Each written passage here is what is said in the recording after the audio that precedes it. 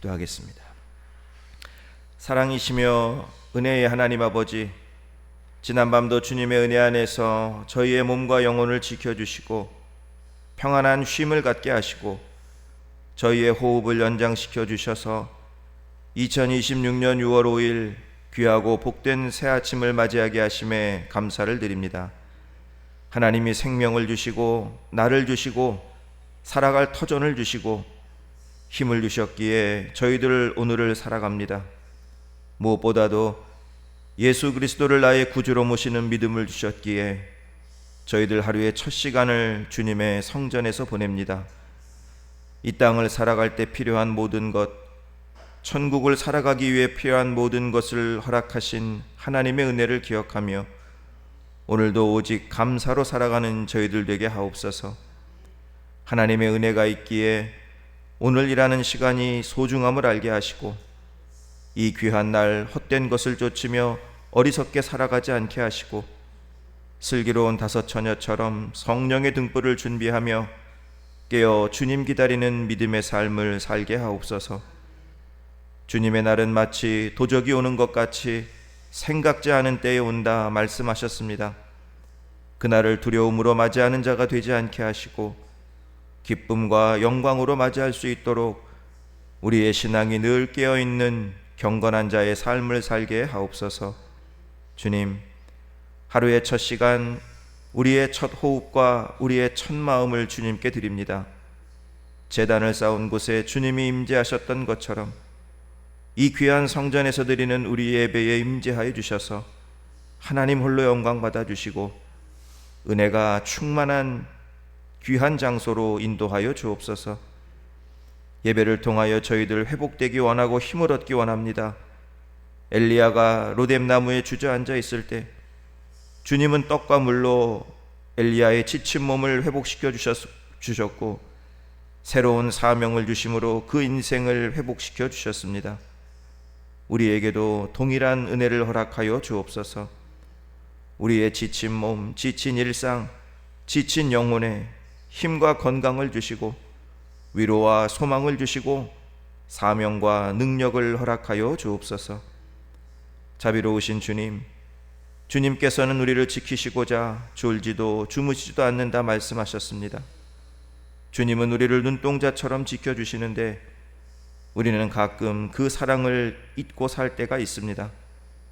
어려움 당할 땐 주님을 원망하였고 일이 잘 된 때는 나를 내세웠습니다.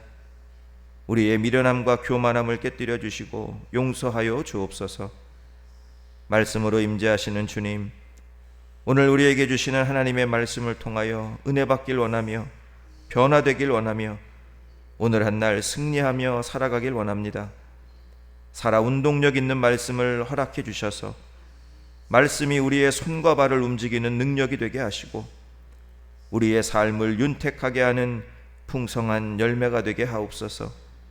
하나님, 이 시간 우리의 간절한 기도의 제목들을 올려드립니다. 너희가 내 이름으로 무엇을 구하든지 내가 행하리라 주님 약속하셨습니다. 이 시간 간절히 기도하옵기는 질병과 연약함이 있는 성도님들, 수술 후 치료 중인 성도님들, 마음의 불안과 우울이 있는 성도님들, 모든 아픔과 모든 질병 깨끗이 사라지게 하시고 아픔과 연약함에서 일어나 건강함으로 감사함으로 주님께 나아가게 하옵소서.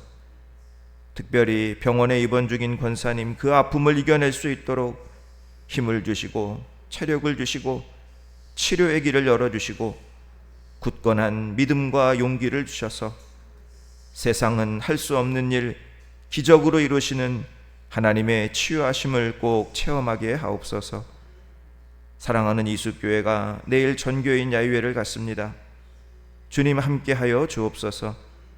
은혜가 넘치는 시간 되게 하시고 사랑이 가득한 시간 되게 하시고 건강한 시간이요 안전한 시간이요 부족함이 없는 기쁨의 시간으로 인도하여 주옵소서. 사랑하는 이 귀한 성전에 차고 넘치는 부흥의 역사도 꼭 이루어 주옵소서.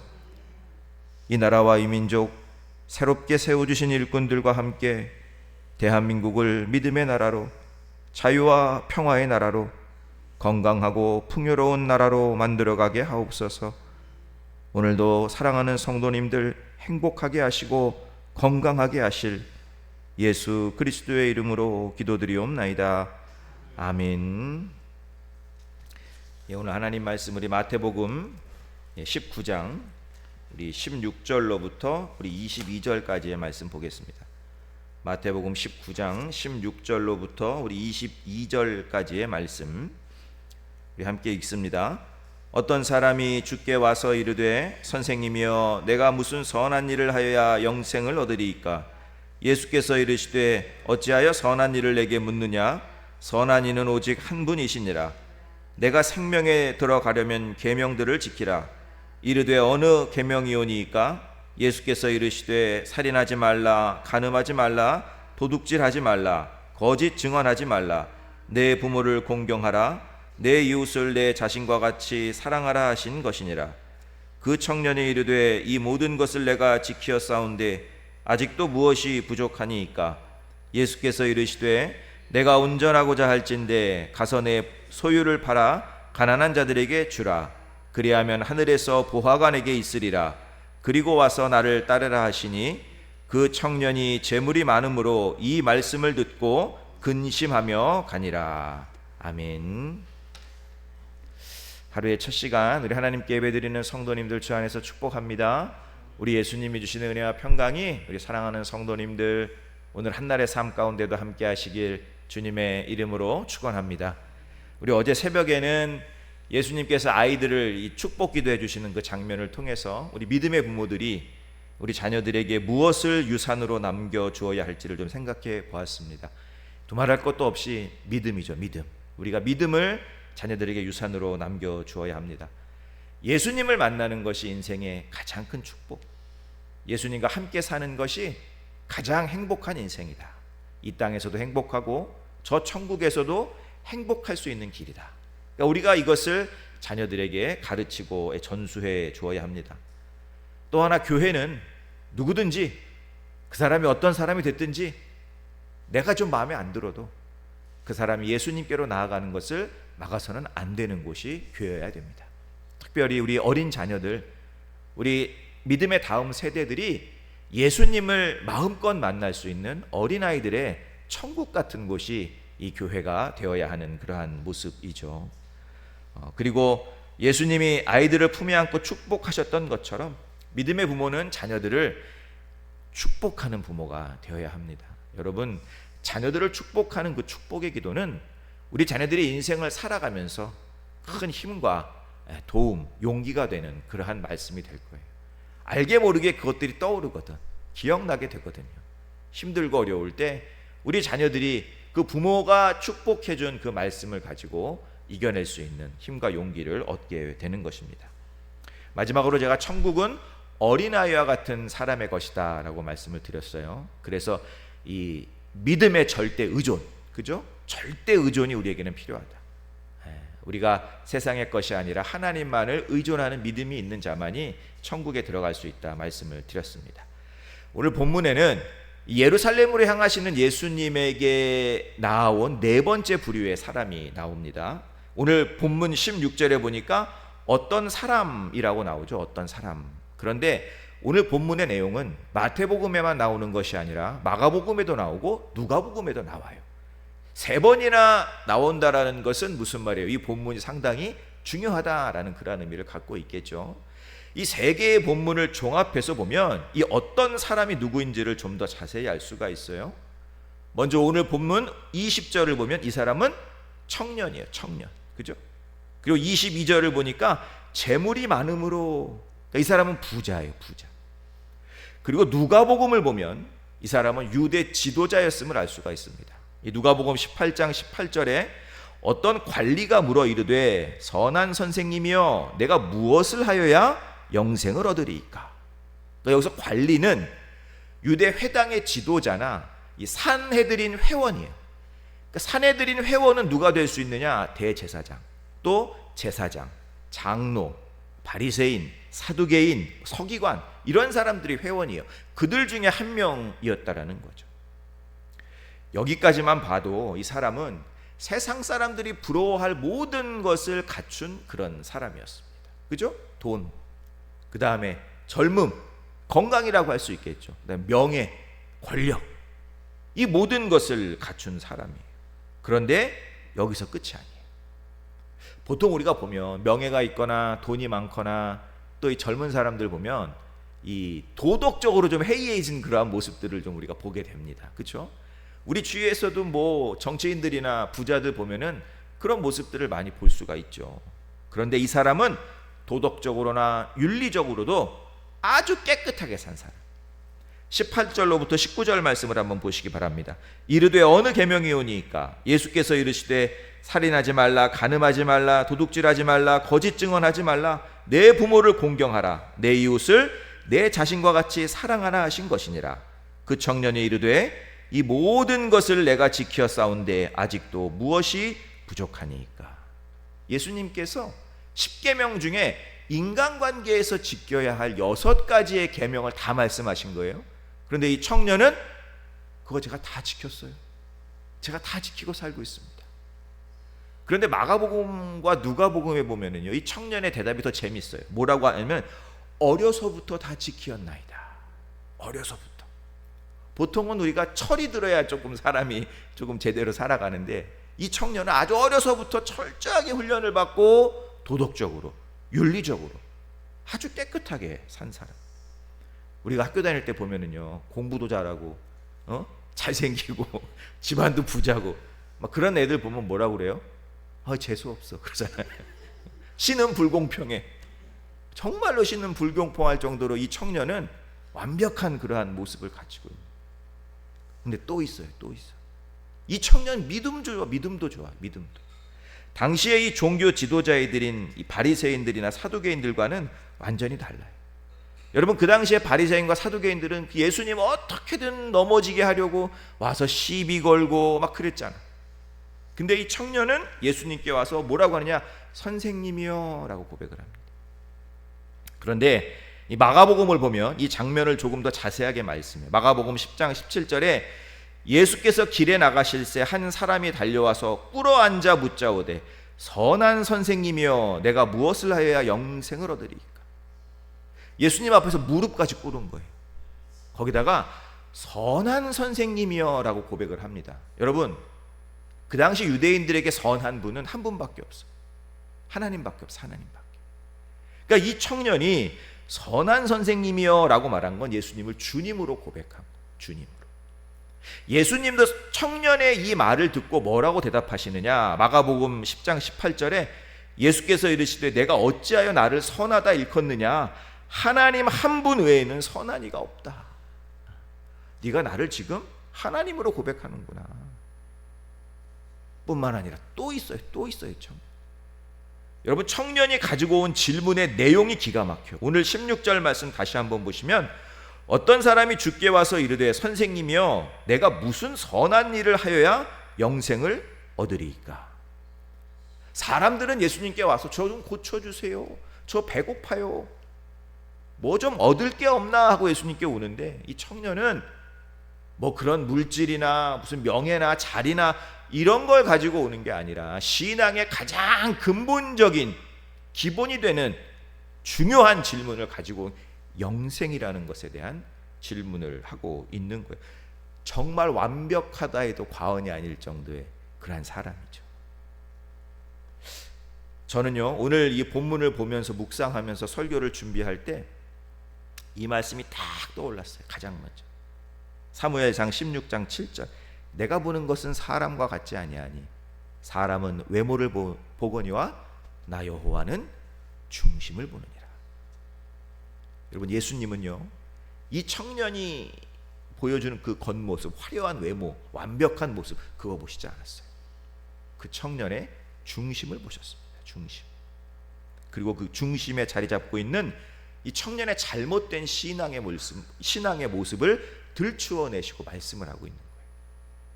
여러분, 먼저 이 청년은요 영생을 어떻게 바라보느냐? 행위로 얻을 수 있는 하나의 수지품으로 생각하고 있어요. 수지품. 이 청년이 예수님께 나와서 한 질문을 보세요. 선생님이여 내가 무슨 선한 일을 하여야 영생을 얻으리이까? 이 짧은 질문 안에는 그 당시에 유대 율법주의가 가지고 있는 신앙의 오류가 그대로 담겨 있는 거예요. 그러니까 이 청년이 무엇을 잘못 생각하고 있느냐? 영생이라는 구원의 은혜를 행위로 얻을 수 있다고 착각하는, 영생이라는 구원의 은혜를 내가 열심히 노력하면 내가 그것을 쟁취할 수 있는 어떤 하나의 업적이나 대가로 생각하고 있다는 대가, 내 행위에, 내 노력에 대한 대가. 여러분, 이 청년이 살아왔던 인생을 한번 우리가 생각해 보면 좋을 것 같아요. 상상해 보세요. 내가 그걸 얻으려면 무슨 일을 해야 합니까? 얼마나 노력해야 합니까?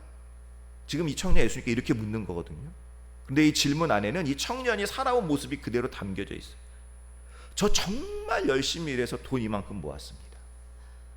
저 정말 피땀 흘려서 공부해서 제가 이 자리까지 간 거예요. 저 새벽마다 일어나서 러닝하고요.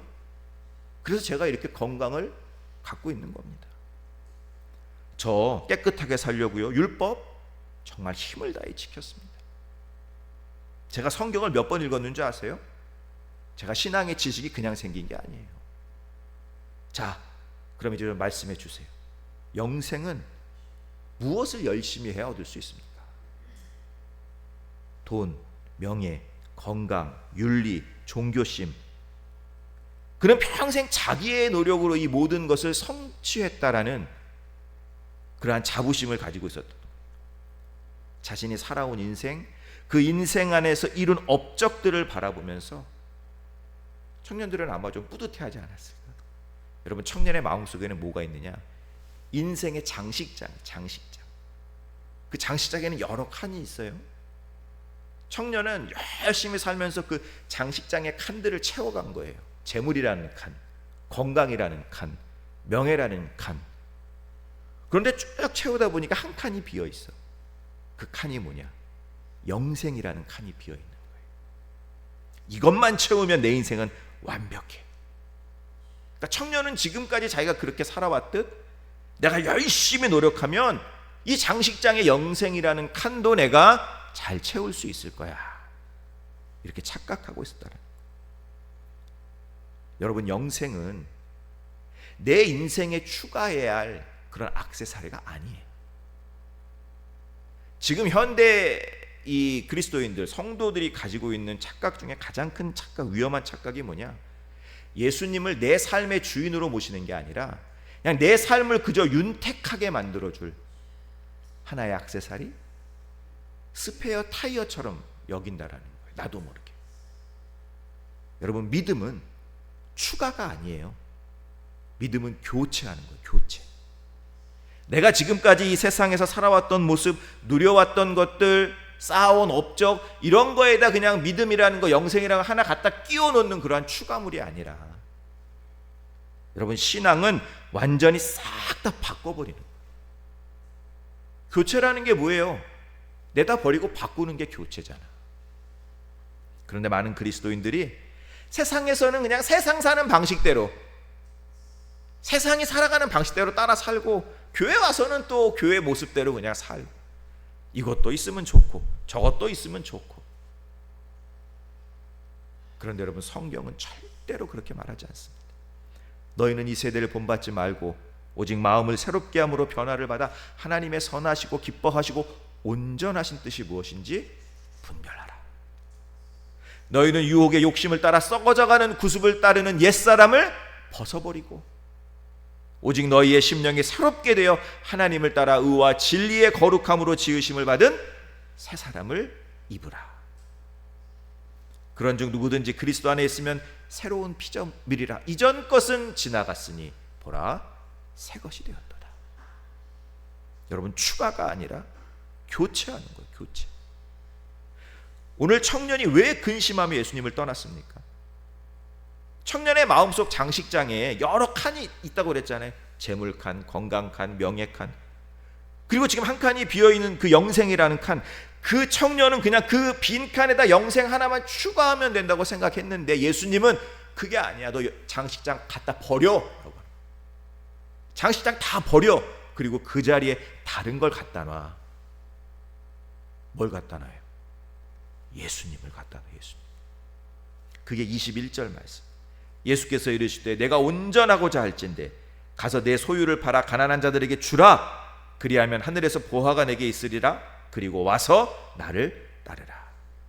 여러분, 예수님은 예수님의 이 말씀은 너 가진 재산 다 팔아, 다 가난한 사람 나눠줘, 그래야 영생을 얻을 수 있어, 이런 말이 아닙니다. 예수님 지금 청년에게 구제 사업을 가르치시는 게 아니에요. 너는 지금 계명 다 지키고 있다고 말하는데 아니야. 가장 중요한 계명, 첫 번째 되는 계명, 나 외에 다른 신을 너에게 두지 말아라. 너는 지금 이 계명을 어기고 있는 거예요. 재물이라는 우상을 버리고 나를 따라와야 한다.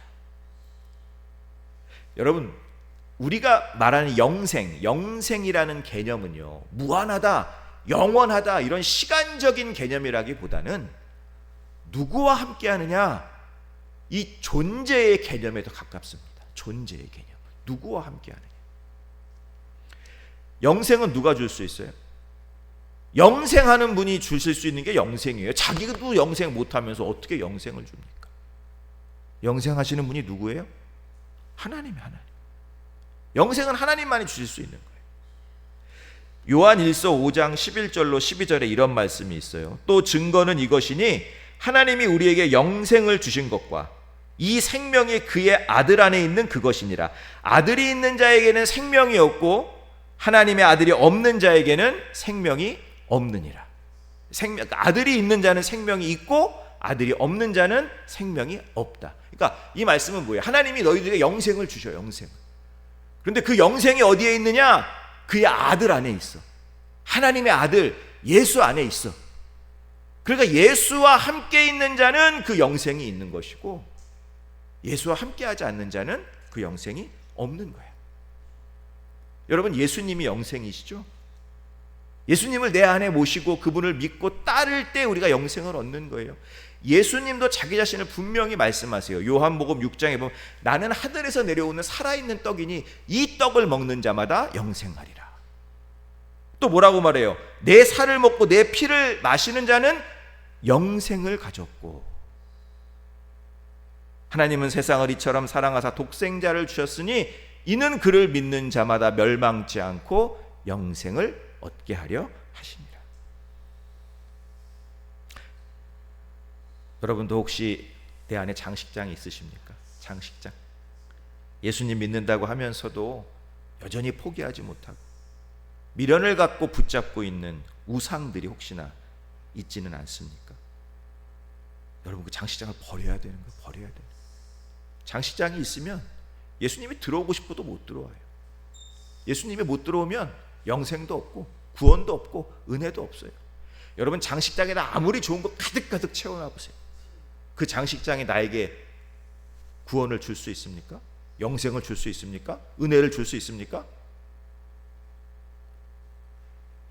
여러분, 이 청년이 재물이라는 화려한 장식장에 미련이 남아서 그것을 버리지 못했기에 근심하면서 예수님을 떠나가는 거예요. 예수님을 떠났다는 건 다른 말로 뭐예요? 영생을 떠난 거예요. 이 청년은 영생이라는 구원의 열차를 놓친 거예요. 돈으로도 못 가요, 하나님 나라. 힘으로도 못 가요, 하나님 나라. 벼슬로도 못 가요, 지식으로 못 가요, 어여뻐도 못 가요, 맘 착해도 못 가요. 거듭나면 가는 나라, 믿음으로 가는 나라, 하나님 나라. 제가 언젠가 한번 아프리카 원주민들이 원숭이 잡는 방법 알려드렸죠.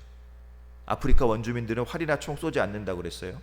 상자 같은 거 하나 나무에다 단단하게 묶어, 그 다음에 그 상자에 구멍을 하나 뚫어요. 손 하나 들어갈 구멍. 그리고 그 안에다가 뭘 놔? 원숭이들이 좋아하는 열매나 견과류들을 넣어놔요. 그리고 그냥 기다리면 돼. 밤이 되면 원숭이가 그 냄새를 맡고 거기로 와. 막 이리저리 살펴보다가 거기 구멍 하나 있거든? 거기다 손을 쏙 집어넣어. 다음 날 아침이 되어서 그곳에 가면 원숭이는 거기 그대로 있어요. 손을 집어넣은 채. 원주민이 다가가도 도망가질 않아요. 꽥꽥 소리만 지르고. 안 도망가는 게 아니라 못 도망가는 거죠. 왜요? 그 손에 열매를 하나가 더 쥐고 있거든. 이 손이 커졌으니까 그 구멍을 못 빼는 거예요. 손이 그 열매를 놓으면 되는데, 그럼 그 손은 빠지는데 이걸 못 놓는 거예요. 원숭이가 내 손에 있는 이 열매의 미련을 버리지 못하고 움켜쥐고 있었기 때문에 결국에는 잡힐 수밖에 없는 거예요. 사랑하는 성도 여러분, 믿음은 추가가 아니에요. 믿음은 교체예요. 교체. 싹 바꿔야 되는 거예요. 내 안을. 뭘로? 예수님으로 바꿔야 되는 거예요. 오늘 예수님이 우리에게 묻고 계세요. 너의 우상은 무엇이냐?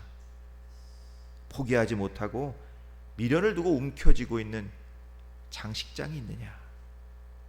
그 장식장을 내다버리고 나를 삶의 주인으로 모셔라. 예수 그리스도를 내 안에 영접하심으로 진정한 영생의 축복을 누리며 살아가시는 우리 사랑하는 성도님들 되시길 주님의 이름으로 축원합니다. 기도하겠습니다. 이제는 우리 주 예수 그리스도의 은혜와 하나님 아버지의 무한하신 사랑하심과 성령님의 감화 감동으로 역사하심이 내 안의 우상들을 버리고 오직 예수 그리스도를 내 삶의 주인으로 모시고 살겠습니다. 내 안에 주님을 영접함으로 진정한 영생의 축복을 누리며 살게 하옵소서. 소망하며 나아가는 사랑하는 모든 성도님들에게 함께 하시기를 간절히 축원하옵나이다. 아멘. 우리 이 시간 우리 하나님께 기도하며 나아갑니다. 먼저 말씀을 기억하며 기도하시기 바랍니다. 우리 안에 포기하지 못하고 미련을 두고 있는 세상의 헛된 우상들 내려놓게 하옵소서. 예수님 안에 영생하도록 솟아나는 샘물이 있음을 믿습니다. 오직 예수 그리스도를 내 안에 주인으로 모시고 예수님이 주시는 참된 영생의 축복을 누리며 살게 하옵소서. 기도하시기 바랍니다. 우리 사랑하는 이숫교회를 위해서 기도해 주시기 바랍니다.